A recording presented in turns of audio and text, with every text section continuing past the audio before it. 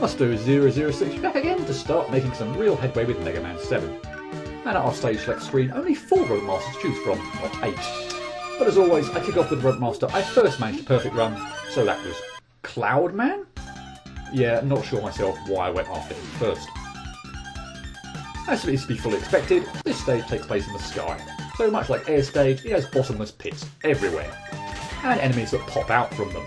Always fun on an initial playthrough when you're not expecting them. You've also already seen a pack of birds which try to swoop down on you, but if you take out the lead bird, the others abort their dive and sail over you. Coming up is the first of 2 Telltales, robots that alter the weather if you attack them. And as you can see, if you shoot it with a Mega Buster, the sky turns grey and it starts raining. Now that also means there's not much I can do with the second Telltale, so a little bit of careful manoeuvring here.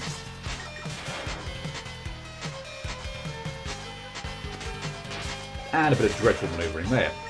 Let's just pretend that didn't happen, shall we? Unfortunately, I'm able to deal more competently with the second Walking Eye robot, incidentally named Pettiforth, and by that I mean scroll to the screen.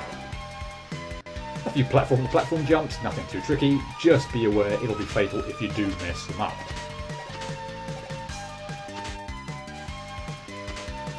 And here we have one tri-propellant to destroy. Watch out for its 3 pellet shots and take evasive action if required. And now this section looks rather familiar, doesn't it?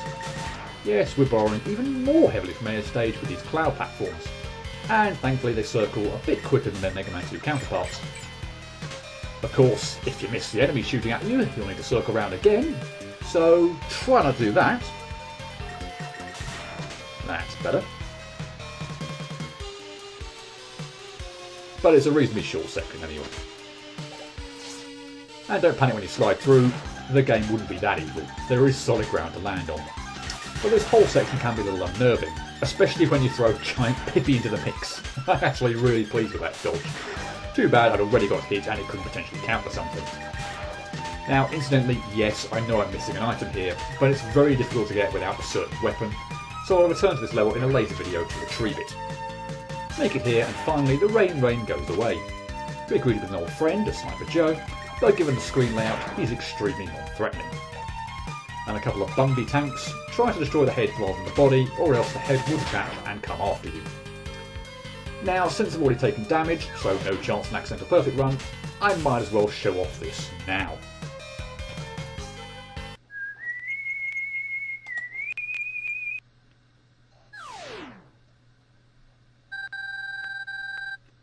It's been a while, Mega Man. Here is a little information. Your weapons can be used to discover hidden areas. Try using the flame weapon in the woods.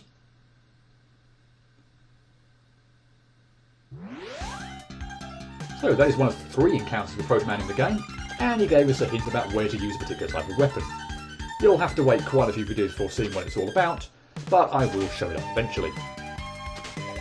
Back outdoors, and what else but more Giant Pippi with huge freaking eggs and annoying baby Pippi hatching from them. Try to kill the Giant Pippi as quickly as possible, or you're going to be struggling with this section. We also have Fan Fiend's long lost cousin Bufo, just adds to the annoyance. They can pull you in either direction, and what with bottomless pits and more Pippi, you again want to get rid of them as soon as possible. One last Giant Pippi, and thankfully we're more or less done. Oh, I got hit so many times during that run, it wasn't even funny. Boss will go better, surely?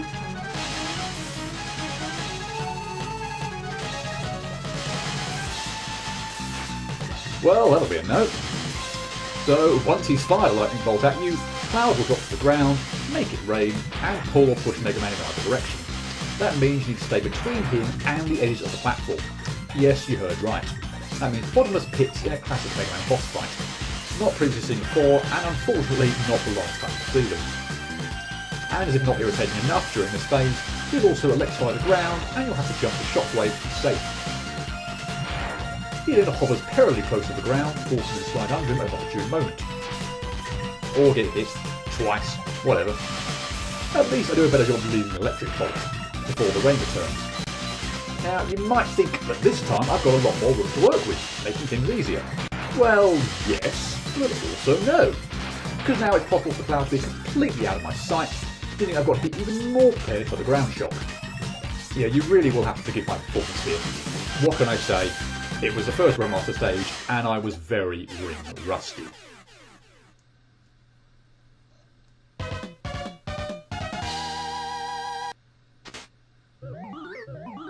So here's our lovely new weapon get animation, and now we actually get a bit of dialogue between Light and Mega Man explaining what the weapon is and how to use it. The Thunderbolt fires out electrically charged spheres, right? Yes, and it can also be used to power some electronic machines. I get Thunderbolt, and thankfully I didn't really deserve it. Good job this is the first Roadmaster stage, otherwise you might well have thought a perfect run was out of my reach based on that performance. And I wouldn't blame you. But yeah, it is the first, so failure was never going to be on the cards.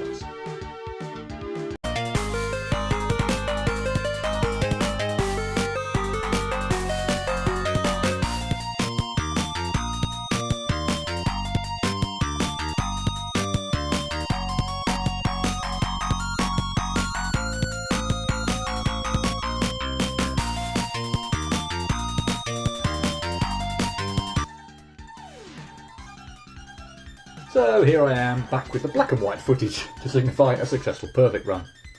And as always, I'll be pointing out what parts of the stage caused me problems, and maybe provide an extra insight or two along the way. Remember the perfect run rule, of course: no weapons, charge shots, or use of rush, unless forced.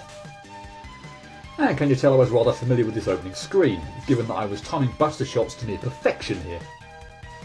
Alas, it's either very difficult or possibly impossible to get by the Telltale without hitting it or resorting to Rush Jet, meaning I'm going to have to put up with the rain. So okay, first trouble spot the stage for me anyway. Several times, missed my shots on the bird swarm and found myself with no breathing room to do anything about it. Funnily enough, I never screwed up as I did during the Let's Play version there.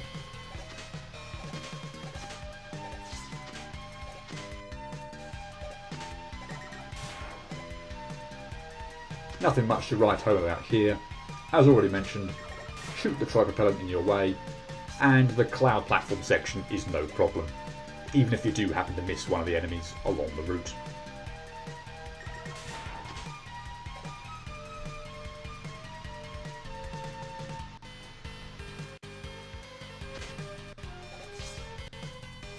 Okay, now we're approaching the tricky stuff. Around 4 failures on this screen. A couple of times owing to not quite being aware when the Pippi were going to spawn in, and a couple of times where I tried to be way too quick for my own good. As you can see here though, I'm kind of shooting enemies before they even get a chance to fully scroll on screen, but I'm pausing at certain points to not get too far ahead of myself. So I think by this point in time I'd clearly got the hang of things. Sniper Joe and the Bumby men weren't anything resembling a threat. But unfortunately, having cleared this screen, that brings us to the most horrible one of the stage, no question. And I messed up here so often. The Pippi, in combination with the fan enemies, make this annoying as all hell. My advice would be to simply shoot on sight. Take everything out as quickly as possible. If you hang around in this area, you're gonna come a cropper. And for goodness sake, don't forget about that last giant Pippi.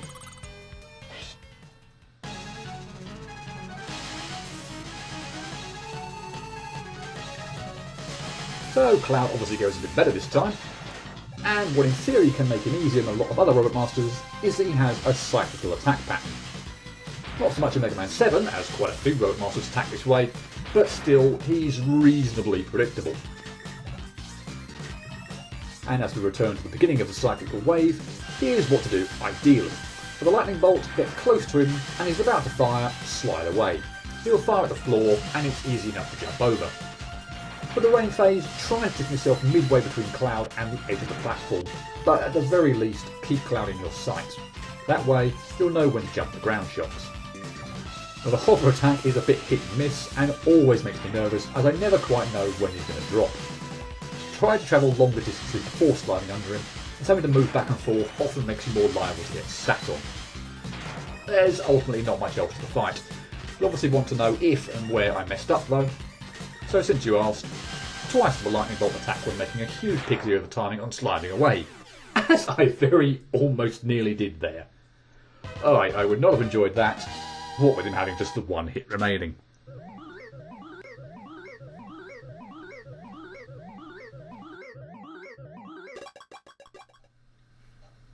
And so, we're up and running with the perfect runs of Mega Man 7. Cloud turned out to be a little trickier than I would have ideally liked for first Robot Master, and in hindsight, I'm not really sure why I attempted this stage first. Nonetheless, Cloud stage took me 40 minutes to perfect run, so still not a huge amount of time. And in that time, I suffered 15 outtakes, 2 of them on the Robot Master. I put a lot of that down to general clumsiness, what with this being the first stage of the game I attempted, so was likely a little rusty. And let me stress again, probably a good idea at least once per game, that I did not practice any levels prior to clocking up the time or outtake stats, or what would be the point in collecting them in the first place. What's more, I'm getting all my excuses in nice and early, Mega Man 7 and Mega Man 8 are the 2 classic entries in the series I've played the least, well, other than Mega Man and Bass, and thus I know less well than the 8-bit style games. Actually thinking specifically about the stage, most of the problems come from the fact that it's a sky-based level, that means death pits all over the place, and an abundance of always irritating Pippi. And they're giant this time. Knowing when they're going to spawn on screen is a near necessity. Make sure you kill them quickly, or you'll have a hell of a time trying to dodge the baby Pippi. Not impossible, admittedly, but very difficult. It's probably also worth mentioning that I am slightly hindered from not being able to use the freeze cracker to make the level much more easily traversable. The use of the freeze cracker on the weather enemy means you can see where you're going much easier. Not only does the screen light up a little more, but snow falls on some of those otherwise invisible platforms, but of course you have to know exactly where they are without the help of the snow. As for Cloudman, yeah, the 2 screw-ups were clumsy, but very easy to do against this boss. Thankfully, he does attack in a cyclical fashion, so you should always at the very least know which move he's going to do. But the timing required on avoiding certain attacks is not always simple. I refer to the lightning attack that runs along the ground. Ideally you want to be a good distance away from him, but failing that you'll need a well-timed jump to avoid it, and his hover move where all of a sudden, very unpredictably, he'll drop to the ground. And if you happen to be sliding underneath him at that point in time, you're screwed. As it happens, both of my failures were to ill-timed lightning dodges, but don't underestimate his ability to try to sit on you. It's not too bad a fight though, once you know what's coming. And I repeat, he always performs his attacks in the same order. Like I mentioned, I was hoping for an easier first level, and I think ultimately the 2 screw-ups on Cloudman, particularly the second of the 2, were enough to tip me over the edge of being happy. Not to the point of anger though.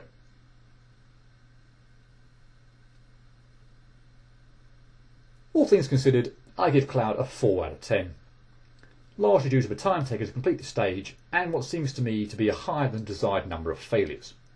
I don't claim the level to be one of the easiest, but I think I'd have experienced fewer outtakes had I been a bit more warmed up, and I'm not especially thrilled with 2 Robot Master mess-ups, as I'd like to think I know his pattern pretty well.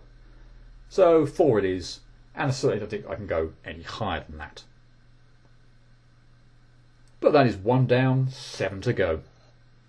Tune in next time to find out just how plain rubbish I am with the next stage. Cheerio.